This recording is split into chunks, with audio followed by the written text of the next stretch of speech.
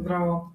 Во ова видео ќе објасниме како се подесуваат празничните патувања, односно што ги пишавме екскурзии во самиот систем.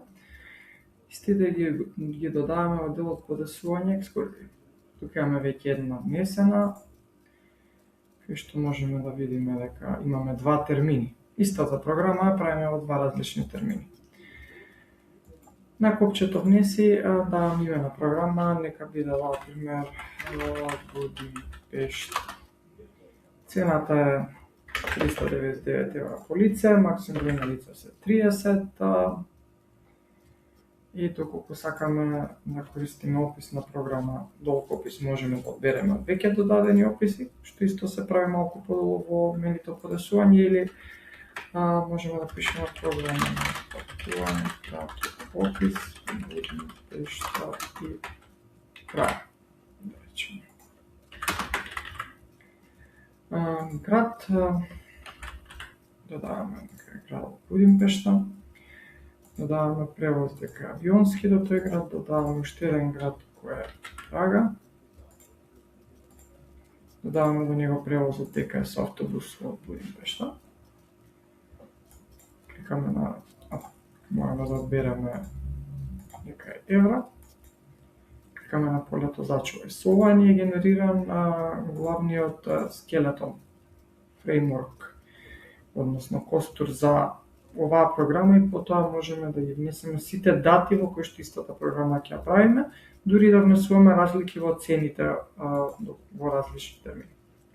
Можеме тука да додадеме термини, да кажеме дека првиот термин одиме од 22 мај до 26 мај, дека е иста цената од 399 евра и дека е иста максимум број на лица. Меѓутоа можеме да речеме дека во вториот термин одиме од 13 јуни до 20 јуни, тука имаме поголема цена од 599 евра по лице и имаме максимум 20 лица само за овој термин. Сега, треба да дадеме сместување. Доколку ги знаеме точните хотели каде што ќе се престојува, можеме да избереме од листата, пример во Будимпешта, и да одбереме кои хотели ги имаме таму. Меѓутоа, доколку не ги знаеме и речеме дека е хотел во рангот од 3 звезди, можеме наместо да додаваме хотел и да трошиме време истото, користиме екстерно сместување, дескриптивно хотел 3 звезди Будимпешта. Имаме ноќевање со појадок и број на ноќевање, тука имаме 2 ноќевања. И додаваме уште едно сместување во Прага, исто дескриптивно, хотел 4 звезди во Прага. Тука имаме исто ноќевање со појадок, исто имаме 2 ноќевања. Да чуваме. Сега на секој термин местиме чекаут и чекин, односно прво одиме во Будимпешта, системот сам ги дава објектите, од 22.5 за овој термин до 24.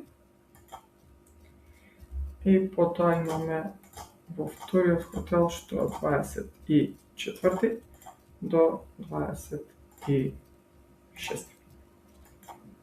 Значи, тоа е за првиот термин.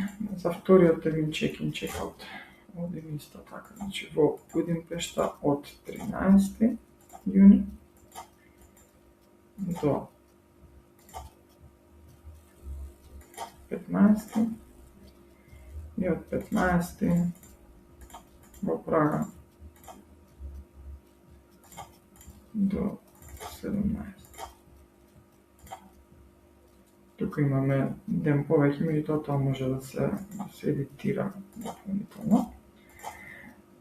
Откако е ова поставено, го имаме фреймворкот во кој што ќе се работи екскурзијата, и доколку одиме во полето booking, резервации, екскурзии, букирање, можеме да ги видиме, тука се подредени по дати, дека прва доаѓа ова, и гледаме дека тука максимум лица ни се 30, и дека тука ни се максимум лица 20. Ако почнеме процес на резервирање, тука ќе ни даде цена од 399 евра, односно поевтината цена, додека на другиот термин кај што ставивме поскапа цена на поскапата цена и понатаму процесот на букирање и на прегледување на резервациите го прикажавме во другите видеа.